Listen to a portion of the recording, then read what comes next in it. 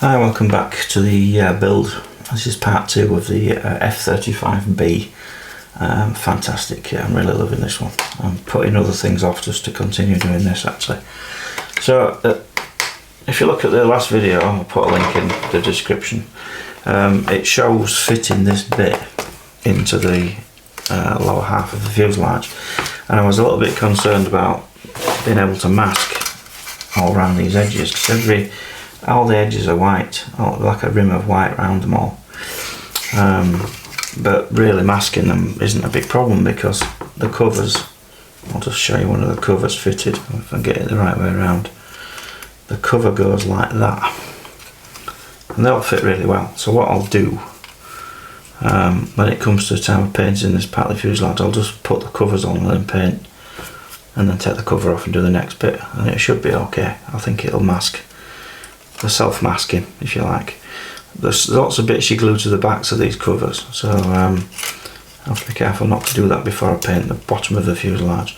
So anyway, that kind of makes it possible to be able to fit this bit. I did miss a bit off this actually. It's quite easy to do if you're not careful. It's only a little bit. This little piece here, it's white as well, and that fits just there. So at some point I'll have to put that on there as well. So what I'm going to do now, just to kind of get some progress on this thing and get this done, I want to get this glued into there. So I'm going to do that now. I'll do it off camera because I want to make sure I get the thing all straight and square. Shouldn't be difficult though. I'll be back when I've done that. I do need to mention where it actually locates. You don't have to force it, it just fits like a perfect thing in this thing.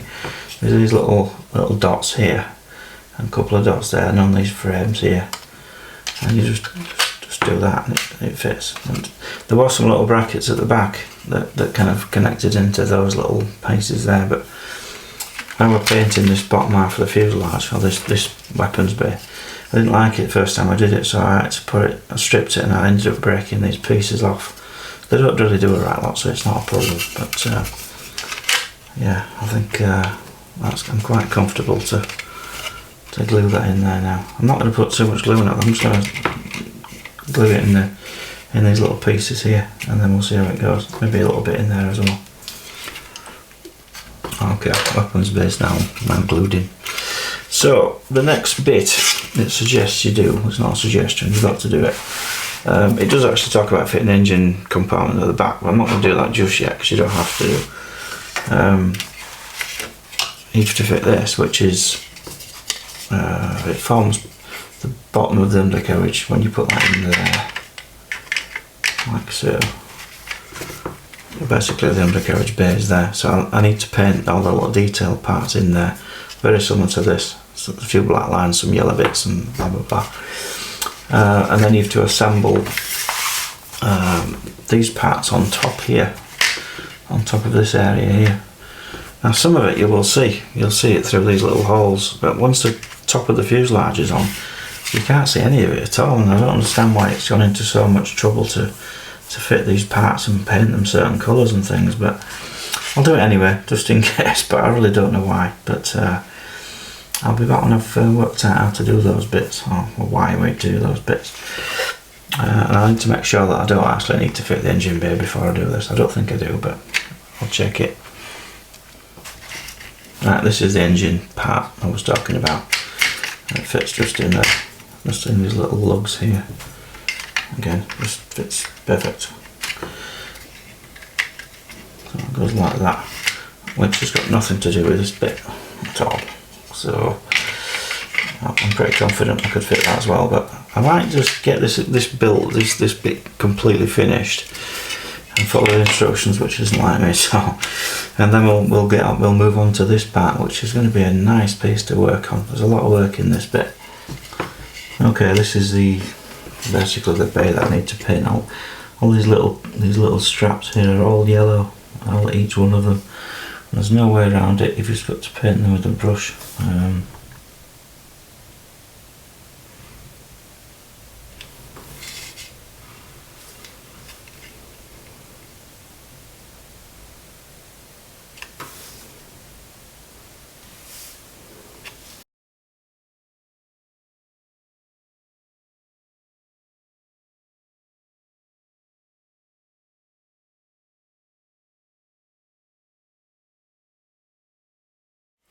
Right, I've done all the other ones. Now there's just the line that goes around the back paired with a white one.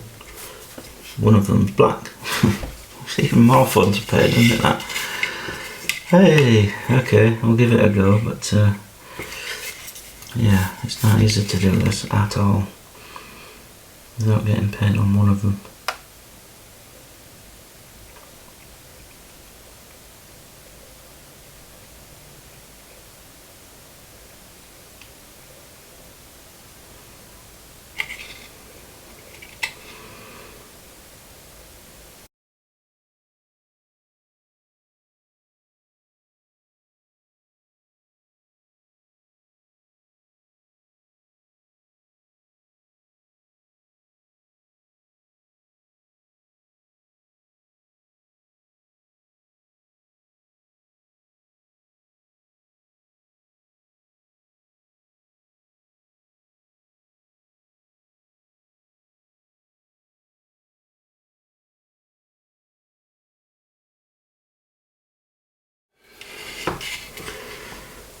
Right, this side's actually easier because the cable on this side is different. It's thicker for some reason. I don't understand why it would be different, but it is.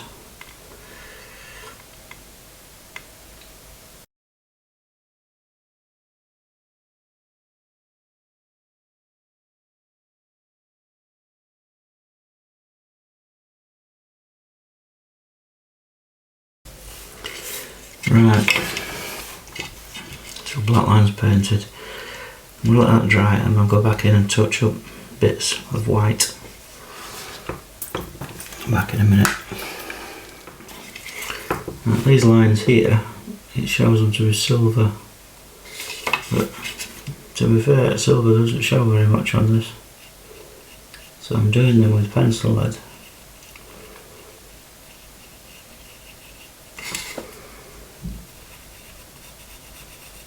It's a kind of, it gives a bit of a shininess to it.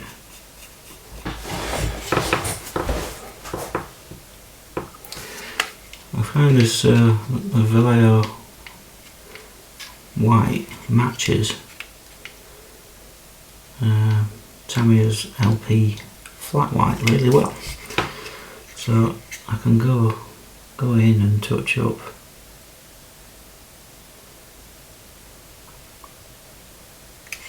Quite well. What you do, it gives a different texture, it kind of has a raised surface to it, but once it's dry you can then go in with some varnish and you can't see it.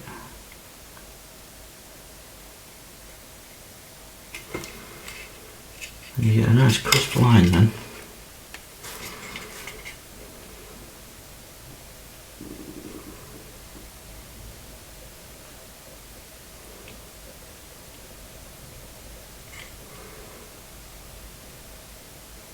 I think that's not so bad. Well, I'll let that dry. I'll give it a coat of varnish. I might go touch it up a bit while I've done, and then we'll give it a panel line, very very subtle one, and that should call that bit done. Now we need to start adding the bits on here. Right, I've just been completing this step here, adding these parts. Now there's quite a lot of colour shout outs for this area, and I don't understand why, because you can't see any of it well it's done. You can from the other side. This bit here is painted a specific colour, which is a mix of X32 and X56, which is like two different metal colours, and it just looks slightly lighter than X56, which is gunmetal or dark steel, dark grey metallic. There's no colour count on these at all, these parts here, and what they do I do not know, because I've done all that, I've painted them. You can see that much on this side. Painted inside that bit white, of course. If in doubt with this model, if you're not sure about it, just paint it white, because everything's white on it. But yeah, I don't know what these bits are for. I don't know what they do at all. They don't seem to do anything.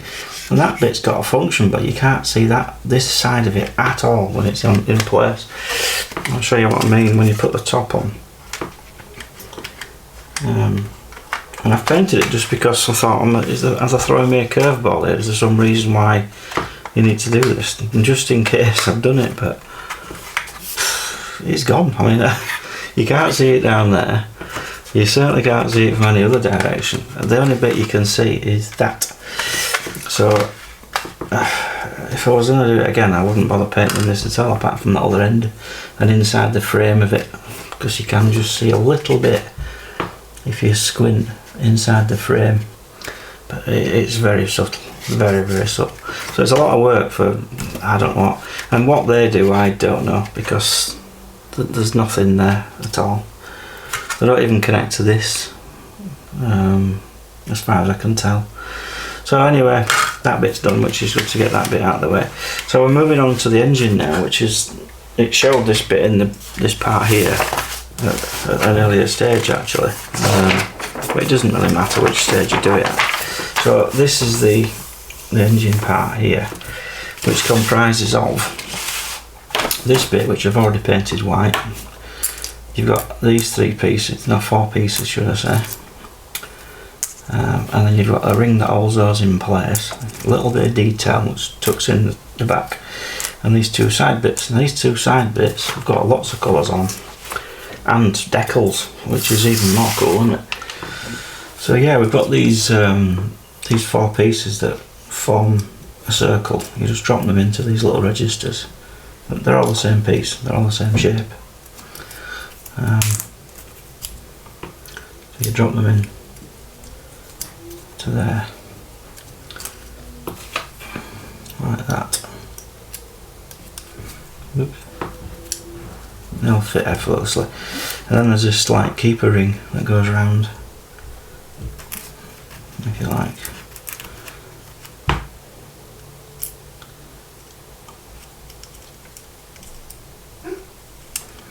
Fits on the top like that, and that just kind of locks them all in place. You can glue them in from this side if you wanted to, which obviously I probably will. So that kind of locks that bit in place, and then you've got these bits, and they're all painted up of course. They just fit in there, like so.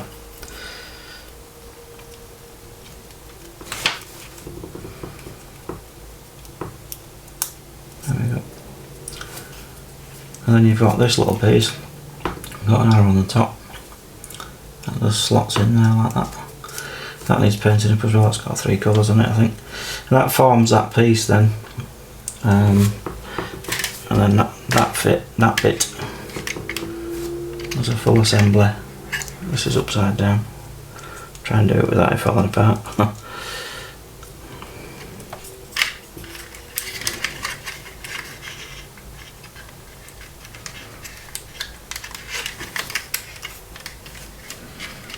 Basically fits there, like so. And at that stage, when that's been painted, oh no, I need to get the cockpit in. But anyway, I'll do that after this bit. And then that just forms the back end of this, and then the swivelly engine part then mates onto this part here.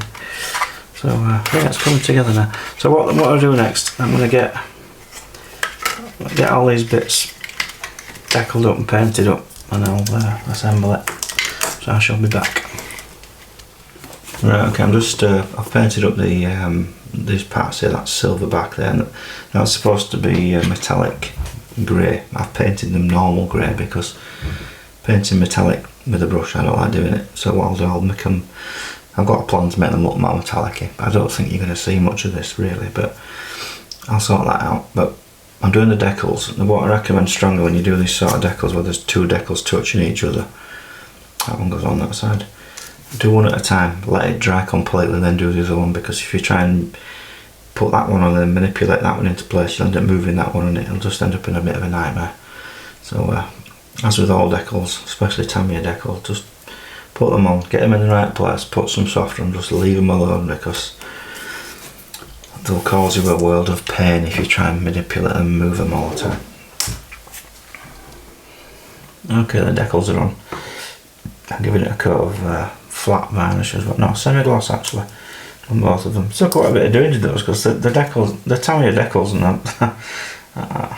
I don't get them with the decals at all, but Tamiya ones I particularly find rather challenging, I think. These are a bit like cardboard, but they took a lot of settling down, so I had to kind of leave them alone until they're settled, and then, you know, but they're alright now once they're on, they're good enough. So this bit, these bits, where have I put that blooming thing now? Back in a minute. It's here. Right, these just glue there. I just go into that little slot there.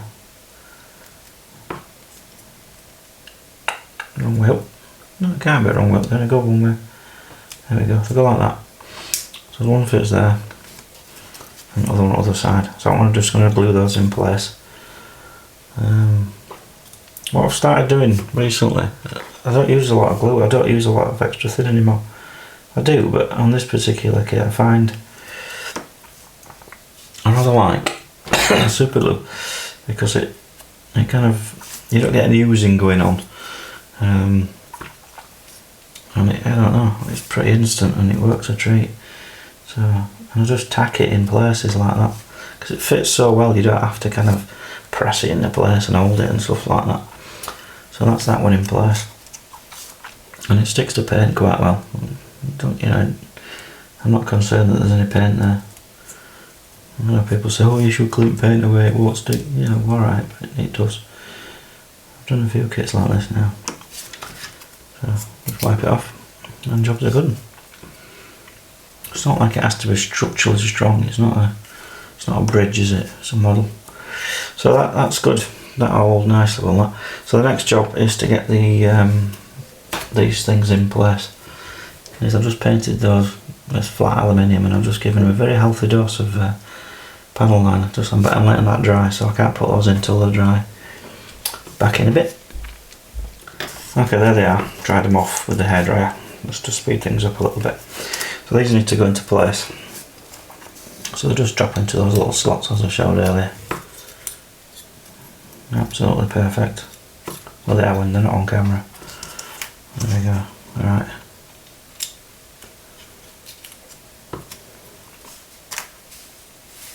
Do it again. I tend to wander off camera and everything goes out of focus, as you may have noticed. Right, there we go. And then this little ring needs to go on there. I haven't bothered, I've painted it, I haven't weathered it or anything, because you definitely won't see that.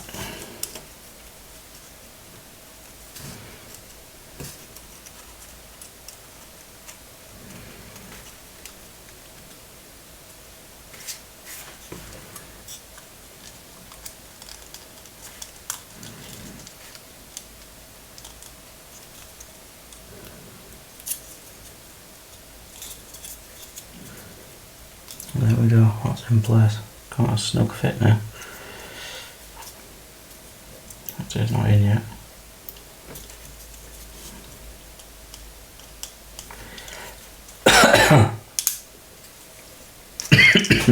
Back in a minute.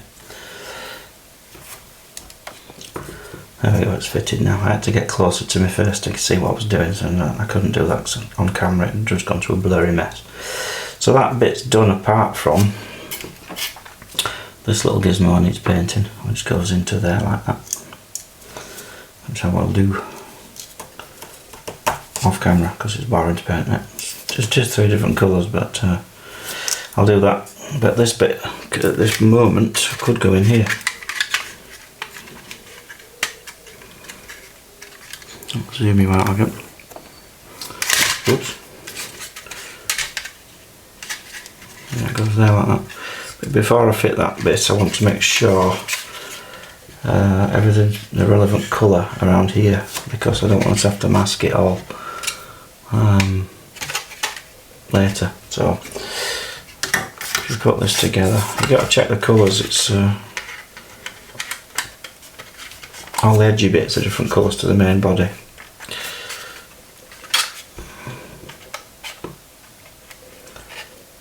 There we go. So I can't answer my question yet, I don't know myself yet, but I think there's some more covers to go on there. In fact, I bet there's a big massive cover that covers all this lot up.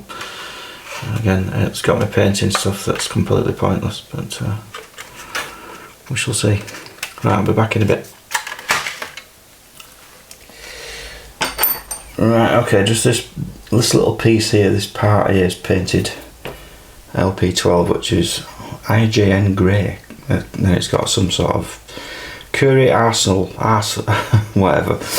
That bit there. So I wanted to use the parked up version of the engine bay, just to, or the engine cover, whatever it is I call it, I don't know.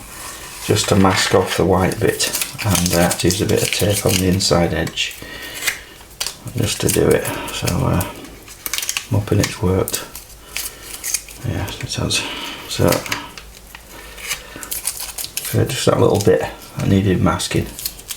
It needed masking again with another colour around it, but the whole aeroplane is just kind of bits of mask and bits of white, bits of different shades of grey really. Right, okay, this bit, as far as I'm concerned, done apart from the little piece that needs to go in there, which I'm going to do in a bit. So that bit can now go into that frame there, which just locates on those 4 pins. It's a very good fit actually. I'll just put some sign up in there to hold it in. So that's the engine mounting, or the nozzle mounting system done. And I've masked up and painted up everything that needs to be done, so that's that bit now completed. So I'll be back in a bit. Okay, I've painted up the little piece that fits in there, so I'll get that fitted. Okay, that's the detail. I'll put a bit of a wash on it just to bring out some of the detail. Looks really nice. I suspect it'll be hidden, but you might see bits of it, so I'll get that fitted in there now. So that just slots in a little slot just there. As you can see, it's gone. But yeah, it's got to be done on it. Right, so I think just need to assess where we are with this at the moment. I'll be back in a minute. Okay, I'm going to conclude part 2 at this point. I know it doesn't seem like a lot of progress really. I mean, this took a lot of doing, these areas here, and obviously the engine bay at the back took quite a lot of doing as well. So it's not a... Normally most aeroplane kits, you know, when you build them, it's get the fuselage, get the cockpit in there and the fuselage halves together and away you go. But most of the build on this aeroplane is on the inside, it's not on the outside. At least that's the case at the moment, or a considerable amount of it. This is just taped together at the moment just to get a feel for where we are with it. So everything that way is done to get to the point where you can start on the rest of it, but all the front end needs building now. So the whole cockpit to do, all the duct work to do, and all the undercarriage bay. So it's not, I can't fit that into one bit into this video. Well, I could, but it'd be really long, and I just think it'd get boring. So that's part 2. I'm quite impressed with it so far. Everything's gone to plan. I've not messed anything up or damaged anything or ruined anything or anything else. So far it's going really well. So thank you for sticking with me if you're still watching this one. It's a bit, I don't know if it's boring or not, but it's a lovely kit to build though. I recommend it. Just don't think it's a 2-minute build, because it's not. It's a lot of very detailed brushwork, lots of masking, a lot of white paint, masking tape. So yeah, it's patience, because there's lots of tiny brushwork. When I was filming this, it looks quite big when you're painting it on the video, but it's not. The tiny little things, if you can see how small this stuff is. So it does require a lot of patience, a steady hand, and careful brushwork, I think, is the way to go. So there you go, part 2. Part 3 will be doing the front end, and then we'll get it to this point where it's complete and assembled. And at that point when it's assembled, in the instruction book, what you do then, if I can get to the right page,